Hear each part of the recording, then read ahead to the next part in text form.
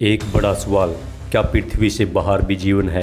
क्या इस पूरे ब्रह्मांड में कहीं पर एलियंस हो सकते हैं? क्या कभी आने वाले समय में चंद्रमा पर मानव बस्तियों को बसाया जा सकता है? चांद पर बसे शहर का नज़ारा कैसा दिखेगा? क्या चांद की ज़मीन पर भी धरती जैसी फसल लहराएगी? क्या चांद की धरती पर खेती मुमकिन है? दोस्तों, हम सदियों से सुनते आए हैं एलियंस के बारे में कि ब्रह्मांड में कहीं न कहीं एलियंस मौजूद है, लेकिन अभी भी विज्ञान के इतना प्रगति करने के बाद भी एलियंस के मौजूद होने के पुख्ता सबूत नहीं है। दोस्तों, आपको हम इस वीडियो में एलियंस के बारे में और चांद पर आने वाले समय में जीवन संभव है या नहीं, आपको विस्तार से बताएंगे। इस 8 मिनट की वीडियो में हम आपके सारे भ्रम दूर कर देंगे। कृपया वीडियो को पूरा जरूर देखें और एक छोटा सा लाइक और कमेंट में जय हिंद जरूर लिखें। दोस्तों, विज्ञान का मानना है कि अभी चांद पर इंसानों के रहने योग्य वातावरण नहीं है, लेकिन अमेरिकी स्पेस एजेंसी नासा का कहना है कि आने वाले कुछ वर्षों में चांद की धरती को रहने लायक बनाया जा सकता है।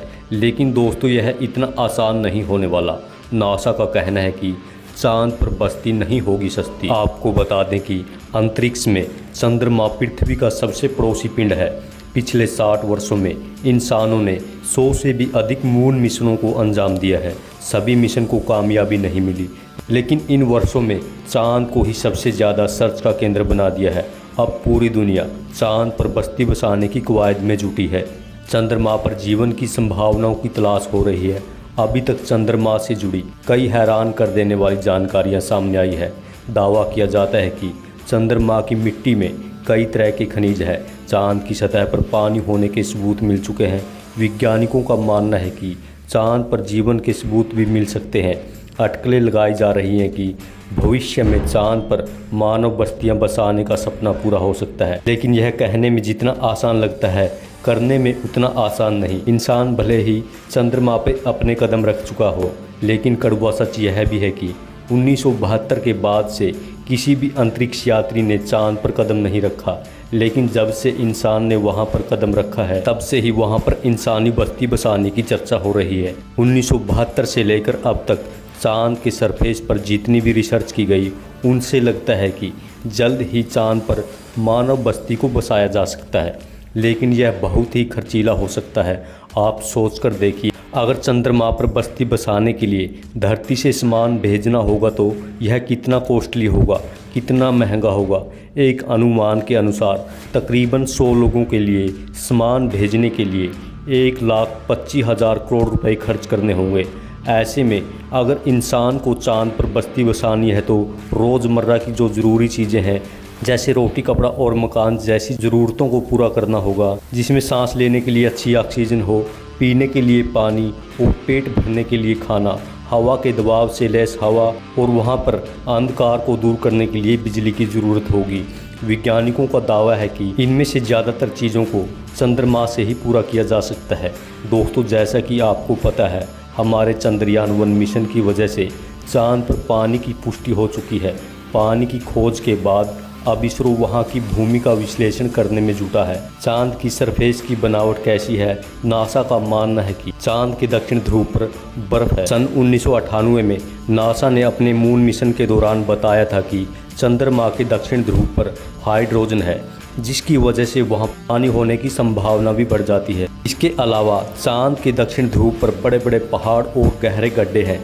इनमें से कई गड्ढे ऐसे हैं जिनमें लाखों सालों से सूर्य का प्रकाश तक नहीं पहुंच पाया है, मतलब वहां घनघोर अंधेरा है। नासा के मुताबिक गुप्त अंधेरे के बीच बर्फ़ की बड़ी खेप हो सकती है। अगर चंद्रयान-3 का रोवर वहां पर बर्फ़ होने की पुष्टि कर देता है तो वहां पर जो मानव बस्ती बसाने की संभावना है वह और ज़्यादा बढ़ जाएगी।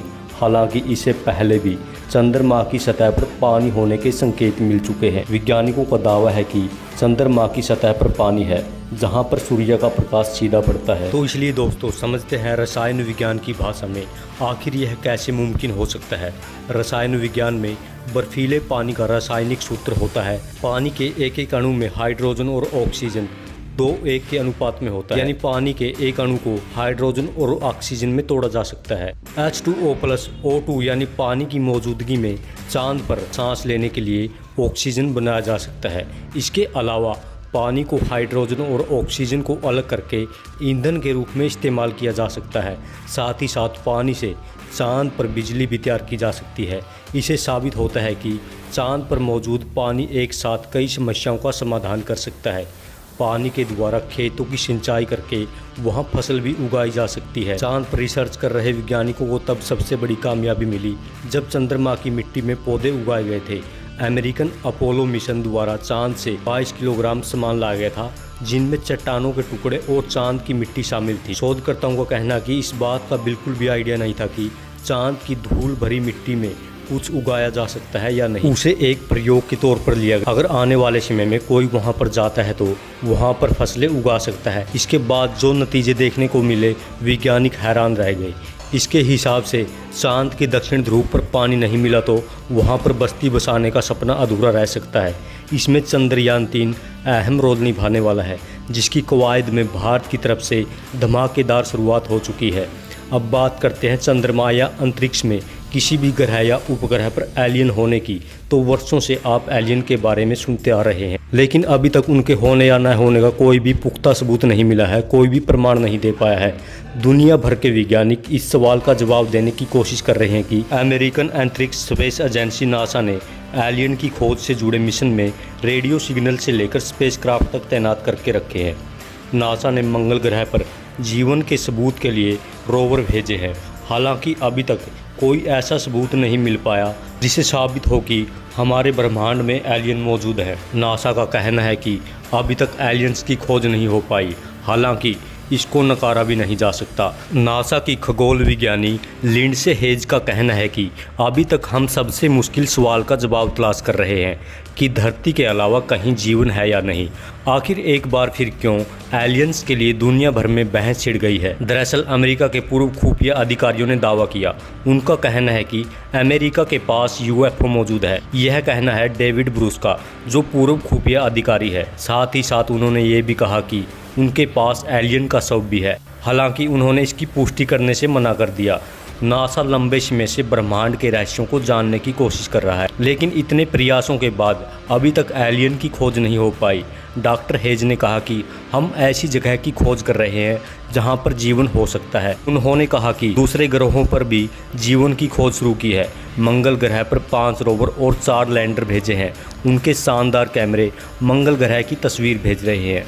उनका मानना है कि अभी तक हम उसका एक छोटा सा भाग देख सके हैं। सौर मंडल में कई और ऐसी जगह, ऐसे स्थान हो सकते हैं जहां पर जीवन हो सकता है।